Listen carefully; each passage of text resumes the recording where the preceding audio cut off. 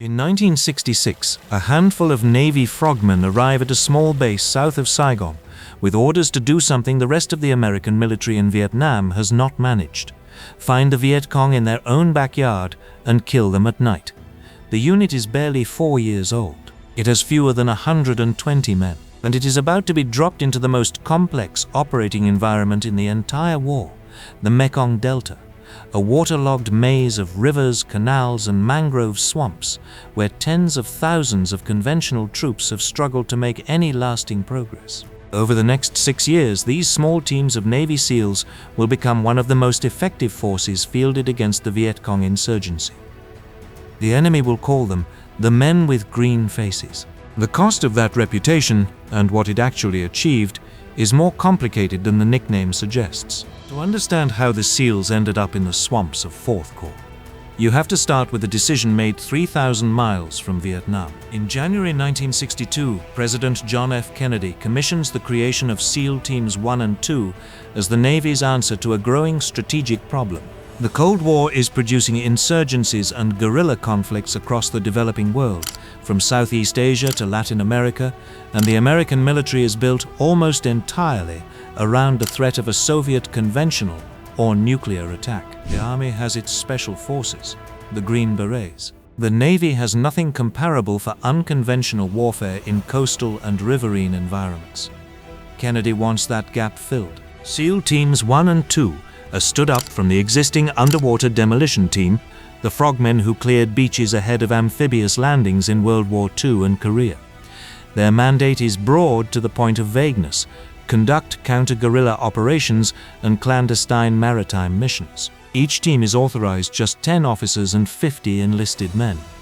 The entire American naval special warfare capability could fit inside a single company headquarters. It is a force designed for a kind of war the Navy has never fought before. Their first involvement in Vietnam is advisory.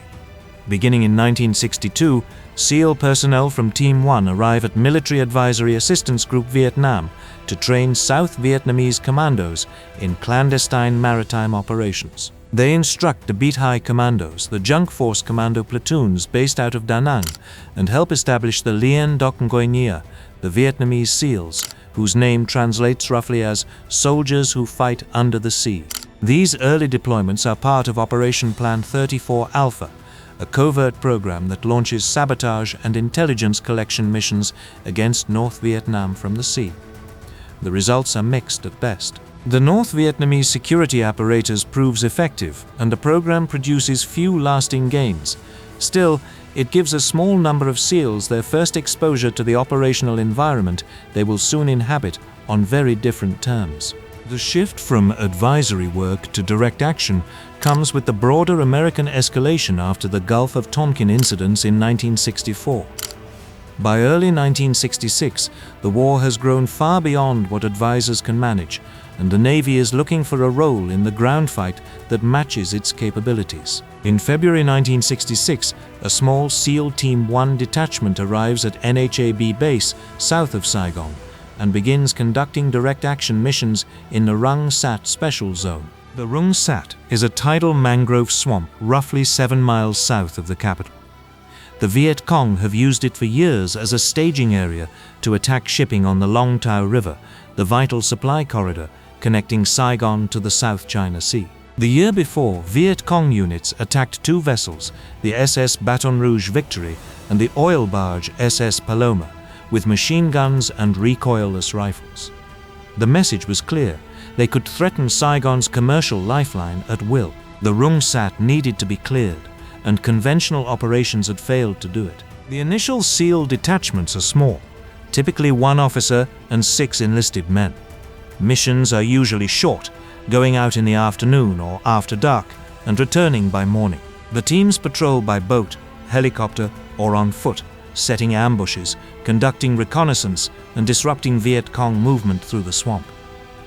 The operational tempo is aggressive and the learning curve steep. On August 19, 1966, Radarman 2nd Class Billy Martian of SEAL Team 1 is killed during a reconnaissance patrol in the Rung Sat, the first SEAL to die in a direct action mission in Vietnam. Commander Robert Fay had been killed by a mortar round the previous October But Macken's death in a firefight marks a different kind of loss, the cost of the close quarters war the SEALs are now fighting nightly. The results in the Rung Sat, however, are significant enough to generate demand for more. Aggressive SEAL patrolling produces a measurable decline in Viet Cong activity along the Long Tau corridor. By late 1966 and into 1967, MACV is requesting SEAL platoons farther south in the Mekong Delta proper. This is where the character of SEAL operations in Vietnam takes its distinctive shape. The Delta is a region of roughly 16,000 square miles, home to millions of people, laced with thousands of kilometers of waterways that serve simultaneously as transportation routes, agricultural infrastructure, and military supply lines. It is one of the great rice-producing regions in Southeast Asia, and its economic output is strategically significant for South Vietnam's survival. The Viet Cong have embedded themselves deeply into the population here, maintaining an extensive political infrastructure known as the VCI, or Viet Cong Infrastructure, that administers shadow governance across the Delta's provinces: tax collectors, political officers, recruitment cadres, intelligence operatives. This is the architecture of the insurgency, and conventional military sweeps cannot reach it. The Army's 9th Infantry Division operates in the Upper Delta with its Mobile Riverine Force, a joint Army-Navy command that conducts large-scale operations from floating bases, but its focus is on enemy main force units rather than the political apparatus that sustains them. You can push a battalion through a province and the VCI melts into the population and reconstitutes within weeks. The VCI persists because it is designed to survive exactly this kind of pressure. Dismantling it requires a fundamentally different kind of force. What the SEALs bring to this problem is a different operational model entirely. SEAL platoons in the Delta typically number 14 men, 2 officers, a chief petty officer, a leading petty officer, and 10 operators, though they frequently split into squads of 6 or 7 for missions. They operate from a network of riverine bases scattered across 4th Corps, often working alongside the Navy's River Patrol Force, Task Force 116, which runs Operation Game Warden. Their primary air support comes from Helicopter Attack Squadron Light 3, the Seawolves, flying armed UH-1 Hueys, and later from Attack Squadron Light 4, the Black Ponies, operating OV-10 Bronco aircraft. For small teams operating deep in hostile territory at night, the ability to call in helicopter gunships on short notice is frequently the difference between a successful extraction and a catastrophe. What distinguishes SEAL operations from the conventional war being fought across the rest of Vietnam is the centrality of intelligence. Veteran SEAL petty officers, many of whom have no formal intelligence training, become adept at building networks of local informants, paying sources, debriefing detainees, and piecing together a picture of the local Viet Cong organization. In many cases, the picture they assemble is more accurate than anything the formal military intelligence apparatus produces. A typical SEAL mission in the Delta is not a patrol in search of contact. It is a targeted operation, built on specific intelligence about a specific individual or location, executed at night with the aim of capturing a Viet Cong cadre member alive, or failing that, killing them and recovering documents. The SEALs make contact with the enemy on roughly 10 to 20% of their missions. That figure sounds low until you consider that conventional units in the Delta often sweep through entire districts without finding anyone at all. The Viet Cong give the SEALs a name that has been repeated often enough to become a cliché, but it originates in genuine fear: the men with green faces. The face camouflage that SEALs wear, combined with their habit of appearing without warning in places the Viet Cong consider safe, creates a psychological effect disproportionate to the SEALs' actual numbers. At peak strength in 1968, there are never more than about 200 SEALs in all of Vietnam, and seldom more than 120 at any one time.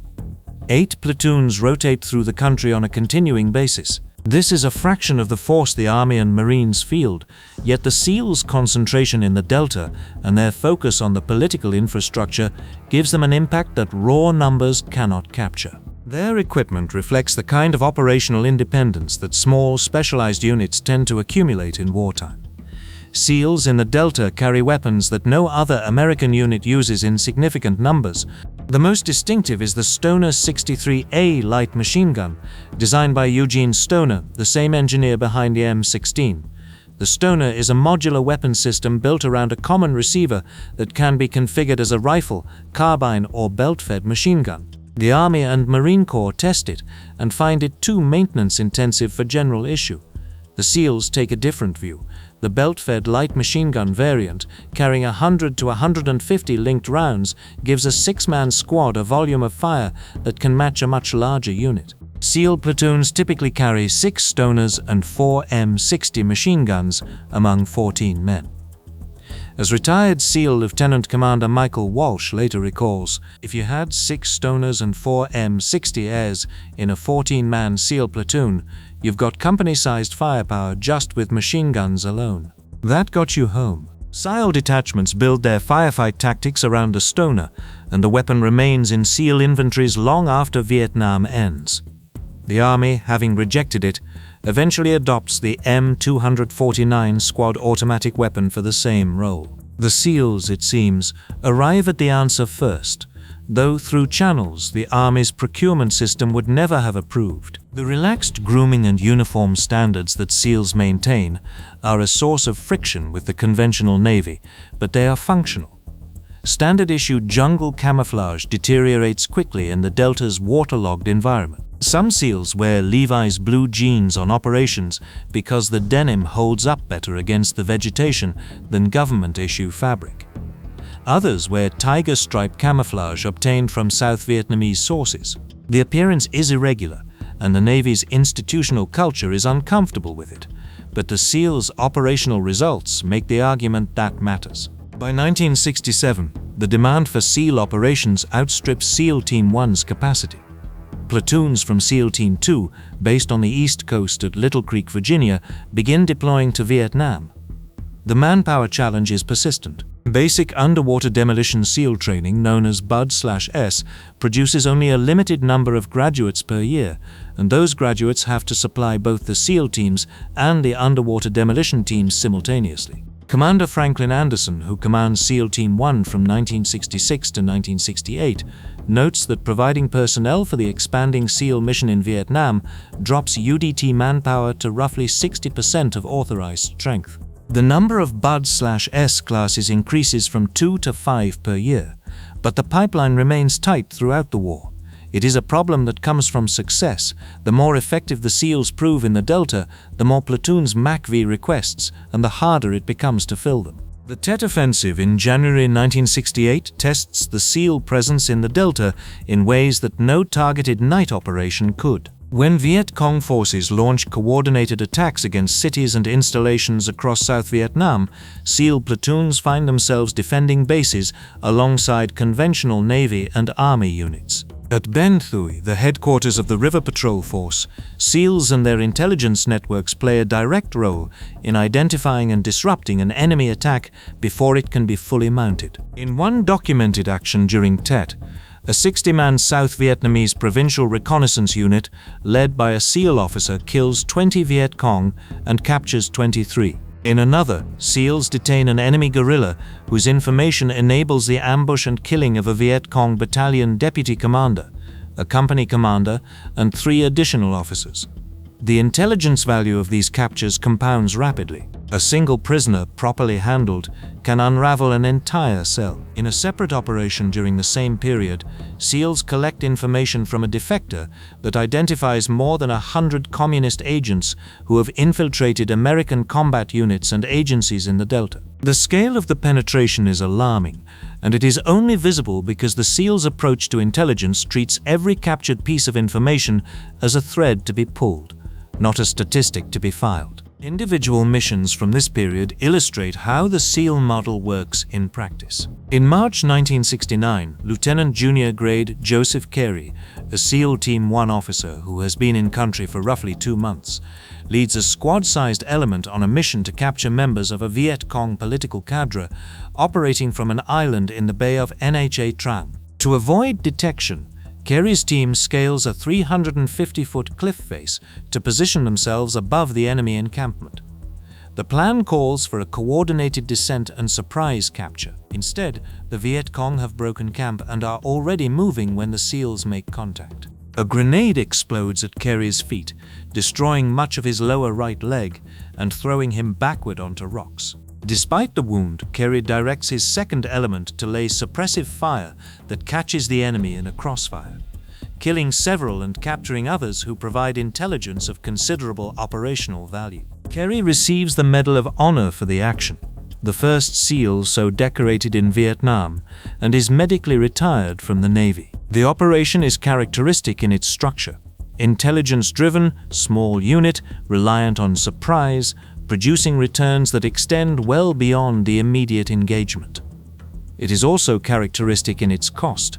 Kerry loses part of his leg. A month earlier, he led a separate operation at the village of Than Phong in Kinh Hoa province that resulted in the deaths of civilians, a mission that would generate intense controversy when the details became public 3 decades later. The distance between decorated heroism and moral complexity in the SEAL experience is often measured in weeks. It is this intelligence-driven approach that draws the SEALs into the most controversial program of their Vietnam experience, the Phoenix program. Phoenix, known in Vietnamese as Phung Hoang, is a joint American and South Vietnamese effort to dismantle the Viet Cong infrastructure through targeted identification and neutralization of its members. The program grows out of the Intelligence Coordination and Exploitation Program, or ISEX, a joint MACV and CIA operation that by 1968 claims to be neutralizing 800 VCI members per month. Phoenix formalizes this effort, establishing Province Intelligence Operations Coordinating Centers and District Intelligence Operations Coordinating Centers across the country to collate intelligence and direct operations against identified VCI targets. The action arm of Phoenix in the Delta is the Provincial Reconnaissance Units, the PRUs. These are CIA-sponsored paramilitary units of roughly 118 men each, recruited from local populations and sometimes including former Viet Cong defectors, Cambodian mercenaries, and Chinese Nung fighters.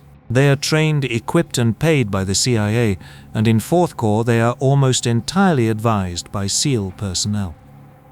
By the end of 1968, SEAL advisors accompany PRU missions an average of 15 times per month across the Delta's provinces. The PRUs operate in 14 of the 16 provinces in 4th Corps. Their advisors are always chosen from among veteran SEALs who have completed at least one combat rotation. The relationship between the SEALs and the PRUs produces some of the war's most effective counter-infrastructure operations. Post-war North Vietnamese records, released decades later, confirmed that the PRUs are the most effective force fielded against the Viet Cong political apparatus in the South. After being formed in 1967, the PRUs and their American advisors kill more than 20,000 Viet Cong and North Vietnamese Army personnel and take thousands of prisoners. The intelligence these operations produce is cumulative. Each captured cadre member, each seized document cache, each defector debriefing feeds a growing picture of the enemy's organization that makes subsequent operations more precise. This is the pattern that makes the SEAL approach in the Delta different from the search and destroy operations being conducted elsewhere in Vietnam. It is a war against an organization, not a war against territory. Phoenix, however, carries costs that go beyond the operational. The program's secrecy, its reliance on intelligence that is often unreliable, and its emphasis on quotas create conditions for abuse. Provincial offices are given targets for the number of VCI members to be neutralized each month, a metric that incentivizes quantity over accuracy. Colonel Andrew Finlayson, who commands a PRU in Tay Ninh province, later writes that while the intelligence produced by PRU interrogations is generally useful, virtually every other component of the Phoenix intelligence apparatus produces what he calls a large volume of worthless reports. The gap between Phoenix's organizational ambition and its operational reality is considerable.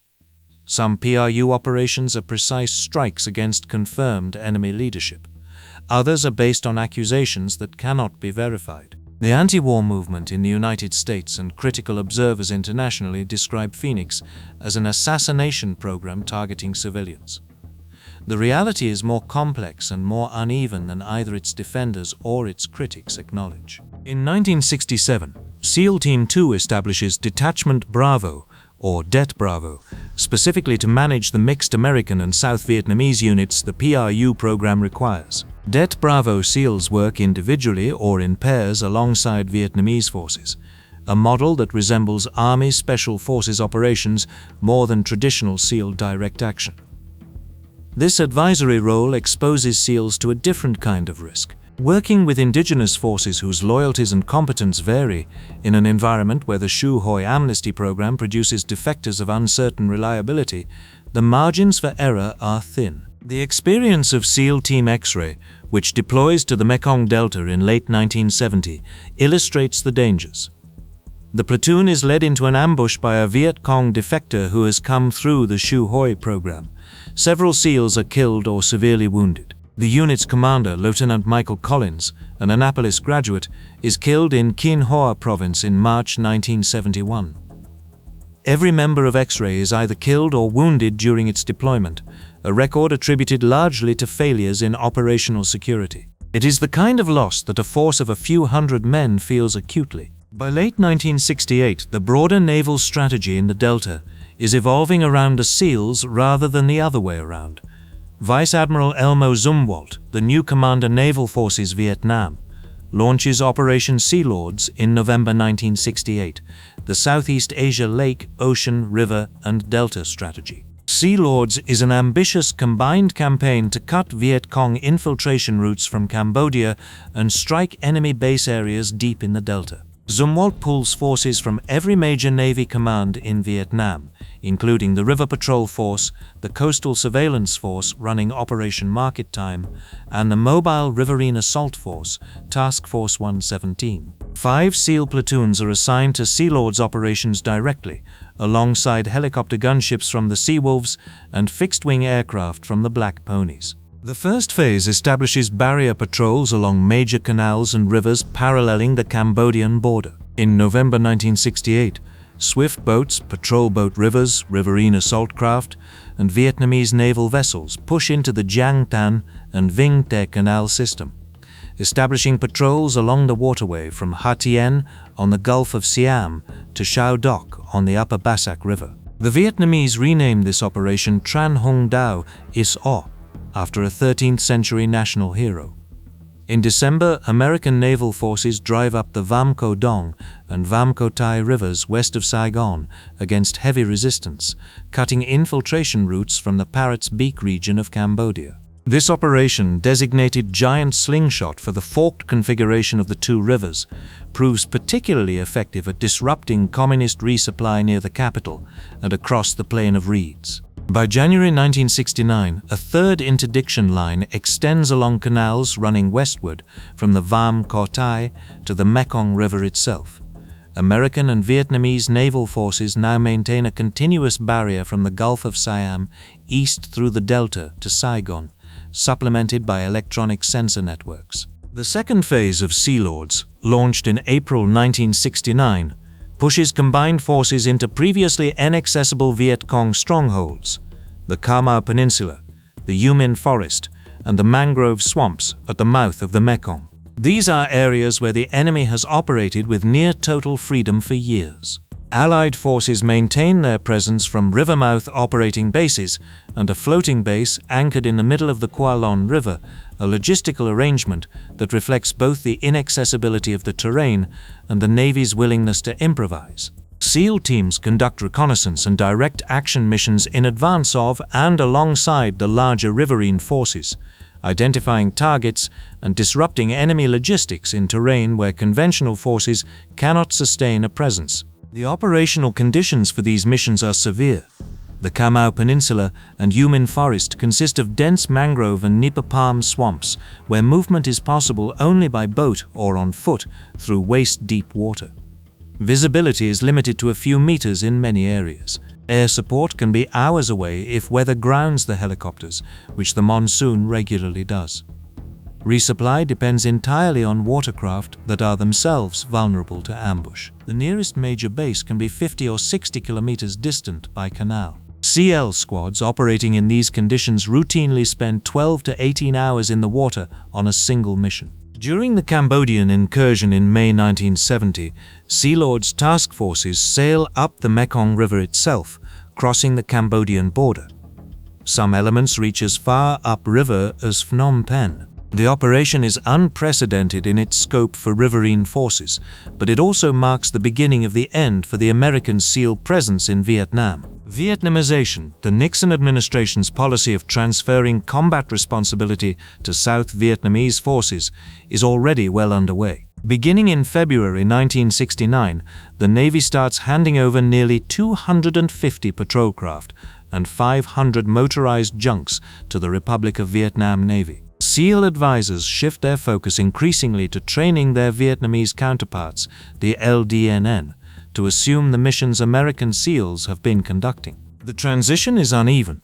The LDNN, when properly trained and well led, can be effective. 2 of the 3 actions for which SEALs receive the Medal of Honor during the war involve LDNN personnel fighting alongside them, and 1 LDNN soldier receives the Navy Cross, the only non-American to receive the United States' second highest decoration during the Vietnam War. But the institutional capacity to sustain SEAL-style operations without American advisors, intelligence networks, and air support is never fully developed. The informant networks that SEAL petty officers have spent years building are personal relationships maintained through trust, payment, and a perceived guarantee of American military power behind them.